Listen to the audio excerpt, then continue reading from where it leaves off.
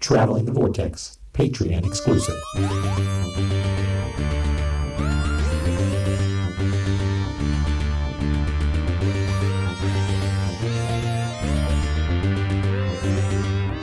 Well, thanks for joining us once again on a side trip here with Traveling the Vortex for our Patreon members. And a little backstory, way back in the early months of the year, we took part in the Pod versus Pod Oscar podcast debate contest. Competition, fight, throwdown, smackdown. It felt like a smackdown by the end of the night, I tell you, in which we paired off, and the three of us, Sean, Keith, and Glenn, and Nick from the Gold Standard Oscars podcast, along with Charles, squared off against our compatriots over at the Five-ish Fangirls, along with Zan, in order to predict the Oscars. And the winners got to make the losers watch a film of their choice. And well, we lost. no easy way to say that.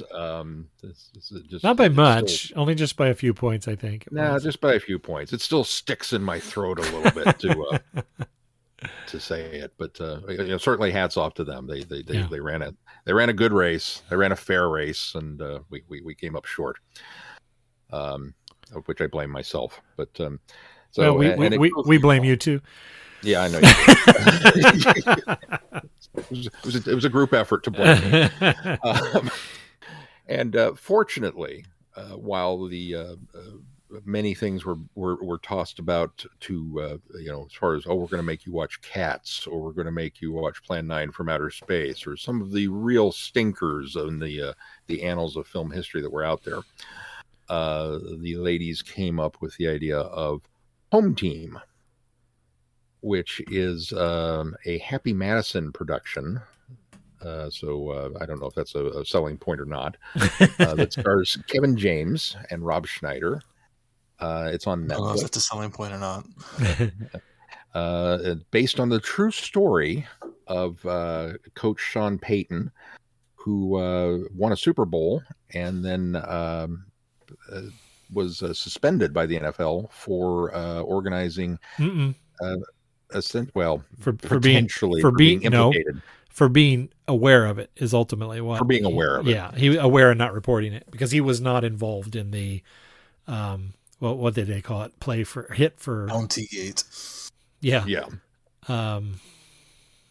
You remember the thing where the Saints players where they had bounties out on if you could injure a player? Okay, it's based on that true story. Yeah. And Sean Payton was allegedly aware of what was going on and didn't do enough to discourage it. It was why he was suspended. He was the guy at the top, so he was the one that took the hit. And he's only suspended for a year. And so this film is a story about the year off and the true account of him going home to teach his son and coach the Pop Warner football team. And I gotta say, I didn't hate this. No, I fully expected to. Yeah, that's the thing is when we got word that the prize was going to be forcing the other team to watch a terrible film, I really had both my hopes up and both fears of having to watch something truly terrible. And I don't think this is anywhere near terrible. I don't know that this is Oscar worthy or a great film, but it's nowhere near terrible. And just some background too, for people that may not know, Happy Madison is Adam Sandler's production company company that he started, which melds the names, from Happy Gilmore and Billy Madison together. So you said that like not everybody knew that. I don't think everybody does. I mean, you might be able to put two and two together. You can see the humor in it, basically in the Rob Schneider role. Yeah. But for the most of it doesn't feel like a Happy Madison movie. So I think that it feels more like a Happy Madison movie, even more so. You're right. The Rob Schneider is the heavy-handed part of a Happy Madison film, but I think even the gal that's hitting on him, that her son's on the team, that elements of that kind of had that, Happy Gilmore, Billy Madison feel.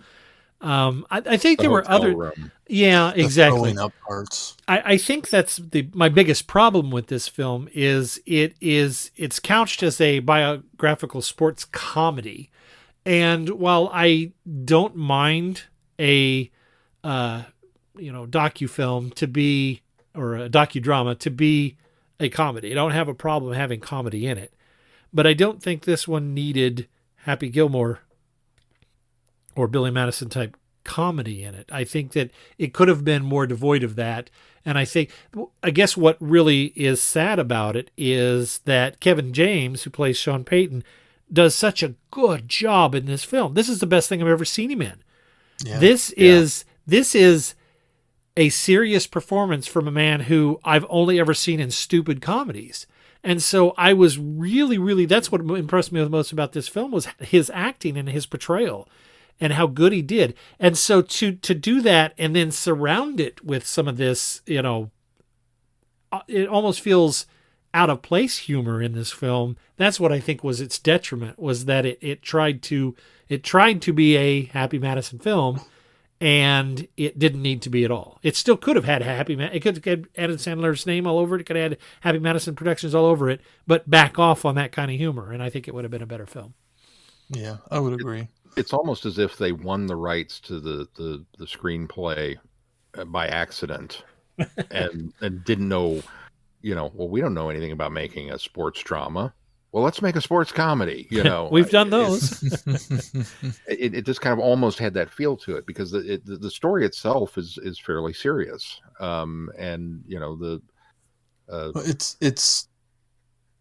It's Mighty Ducks, but in football. It's Mighty Ducks. It's Bad News Bears. It's there's so many of these stories. It's every one of those 80s, 90s sports films, kids team, little league team sports film. It's every one of those rolled into one. And then you get that, and as you pointed out, I mean, Kevin James, who I've seen in dumb comedy after dumb comedy after dumb comedy, and despite all that, I still kind of like Kevin James. I don't know why, but he's just kind of a likable actor, despite putting despite the bad films that he finds himself in. I've not seen bad comedy after bad comedy after bad comedy because I avoid Kevin James. That's fair. But even his TV show, I've not watched King of Queens or what I've seen of King of Queens is okay. It's just what I expect from him as an actor in general. But you're right. I mean, he gives a very very serious, very dedicated, very solid performance in this. And then he's kind of forced to be surrounded by, that's the alcoholic coach who got his license taken away and falls off his bicycle every 5 minutes. Mm-hmm. Okay. I mean, it just, what was the tonal, I'm not sure where you were going with some of this. The projectile vomiting in the game. Yeah.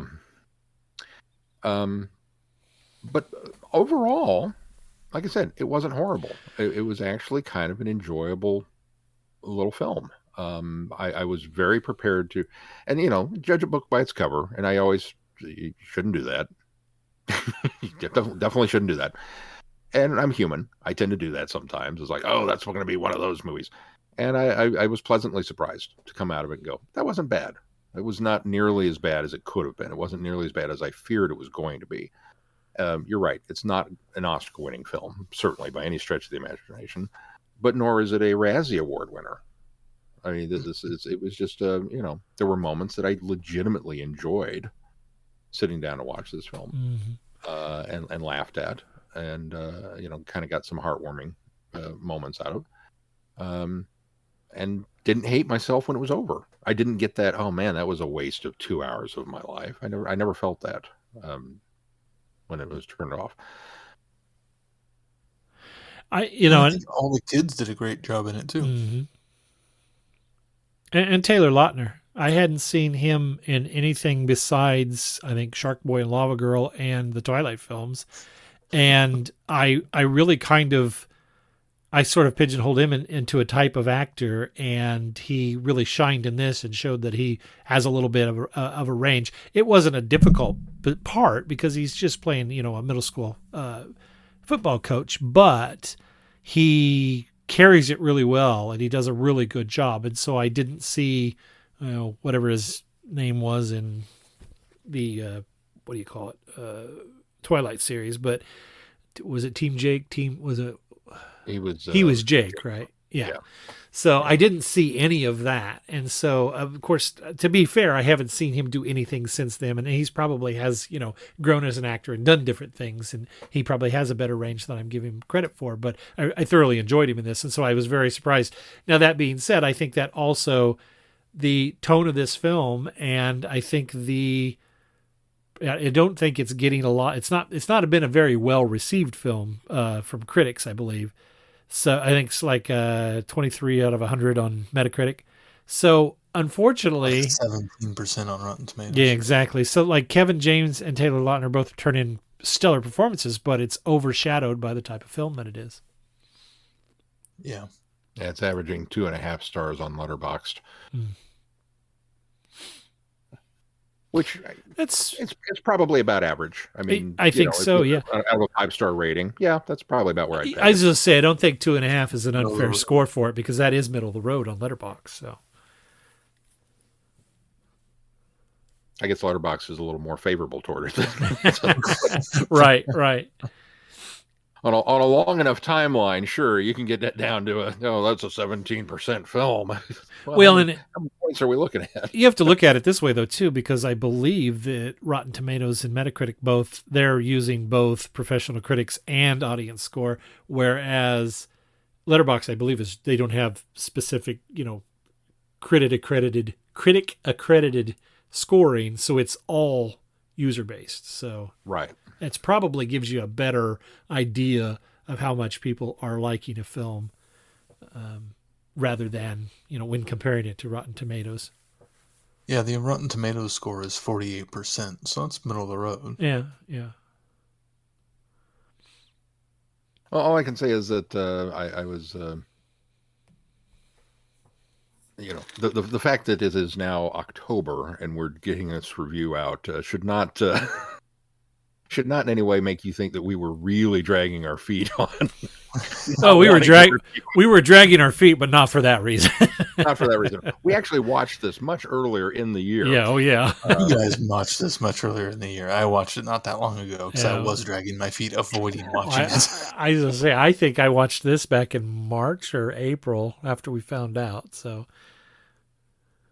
yeah, I got to it in May. So, I think I probably got to it in September.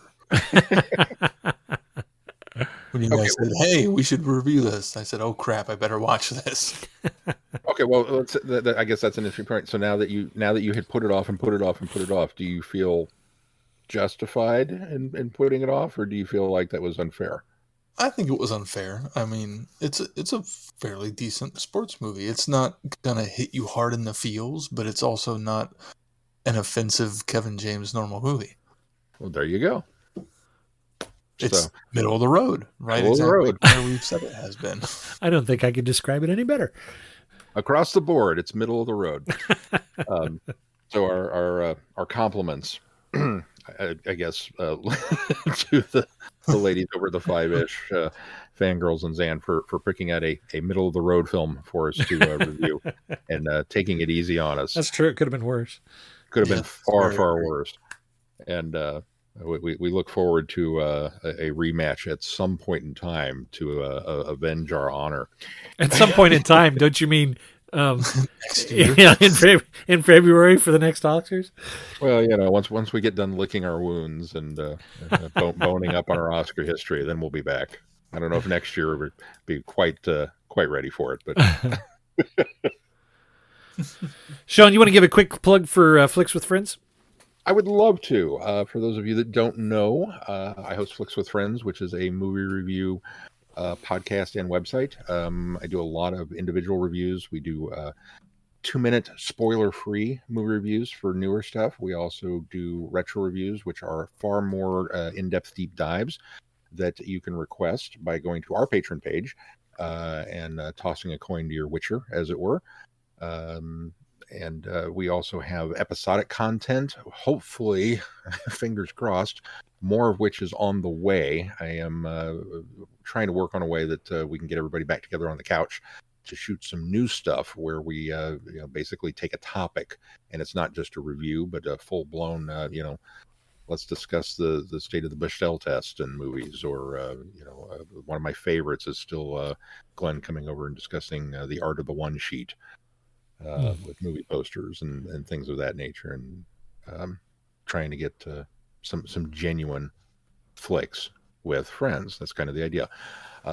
There's a lot of negativity out there right now in geek culture and geek circles, especially around movies. And while it would certainly be easy to do that, I like film too much. I don't want to be that guy. I don't want to dog on movies. So even with something like Kevin James here, I want to find the silver lining and call it middle of the road if it's a middle of the road movie, and say I still enjoyed parts of it. So you find a lot of optimism and silver linings with Flicks with Friends, and you can find us online at flickswfriends.com. We are also on Letterboxd, which is LETTERBOXD.com. And if you are any kind of film fan or film snob, you definitely need to have a Letterboxd account. It is the greatest social media platform ever. Yeah, I said it. And it's free, which is cool. But allows you to track what you're watching and all kinds of cool things there, and set up an account and interact with us. But this will start off as a patron exclusive for our Traveling the Vortex listeners before it shows up over there on the Flicks with Friends side. So you lucky Doctor Who fans get to listen to us whine first. I also want to throw a quick shout out to Nick over at the Gold Standard, the Oscars podcast, which is how I kind of came to be in this. Thanks to him and Rachel for inviting me, and Zan. For inviting me to sit in on a couple of theirs. They are working their way through all of the Oscar-winning Best Picture films, and I've got to sit in on a couple of their discussions, and it's just been an absolute blast. And I believe they're up to the mid to late 80s now. I think the last one they did, if I remember correctly, was Platoon. They may be slightly beyond that now. So if you have the opportunity, check them out as well. And, of course, our friends over at the 5-Ish Fangirls. Very female-inspired look at geek culture. All right. Well, I think that's a wrap. Till next time, I'm Glenn. I'm Sean. I'm Keith. Cheers. Good night, everybody. Be seeing you.